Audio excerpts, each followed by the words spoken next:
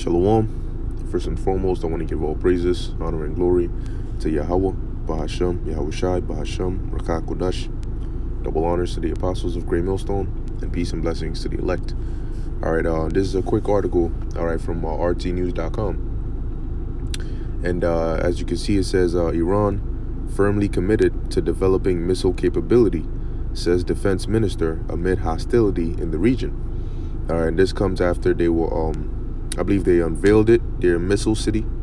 Okay. And so it says here, the Iranian defense minister has reaffirmed his country's commitment to strengthening its missile capabilities as Trump-era sanctions remain in place and tensions with Israel and the new U.S. administration worsen. Okay, which we told you about that. You know, this guy, there's a reason in the scriptures it says how they had two horns like a lamb, but they spake as a dragon, because ultimately that's also a part of the deception, the deception, where, you know, Biden coming in there, oh, we're not going to go into these foreign wars and all this extra stuff, and this man is calling Putin a killer.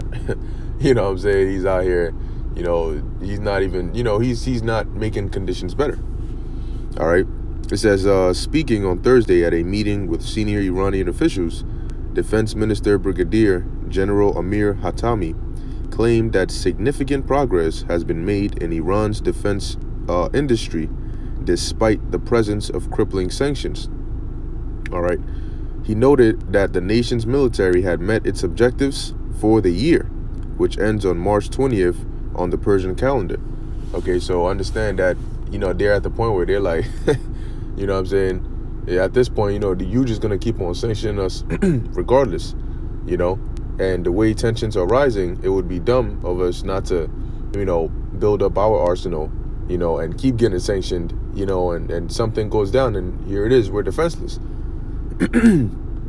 So it says here, repeating a remark popular among Iran's leadership, Hatami claimed that Tehran had beaten former U.S. President Donald Trump, who had enacted a maximum pressure campaign on the Iranian nation. In the end, it was Trump who was put aside from power, he claimed. In regional fields, now mind you, there was the U.S. that assassinated the Iranian general, Qasem Soleimani. And then I believe it was Israel who took out one of their nuclear scientists. All right. And Iran didn't retaliate, you know, on that scale for either of those two attacks. So it says, in regional fields and the country's defense and missile power, we will continue moving towards great objectives with all our might, Hatami stated, adding that he expected hostility against Iran to continue for the foreseeable future. So they already know, all right?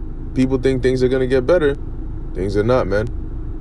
It says Iran's relations with the U.S. have not improved despite Joe Biden's ascension to the presidency, with both sides calling on each other to make the first move towards better relations.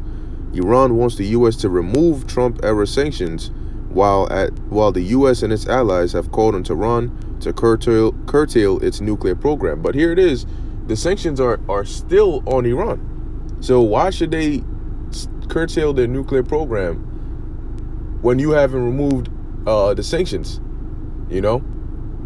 Because, you know, in their eyes, they're hurting, you know, but you're not, okay? But anyway, it says, throughout the past year, Iran has been keen to display its growing defense capabilities. On Monday, the Islamic Revolutionary Guard Corps, the IRGC, unveiled a new missile city, all right, at an undisclosed location.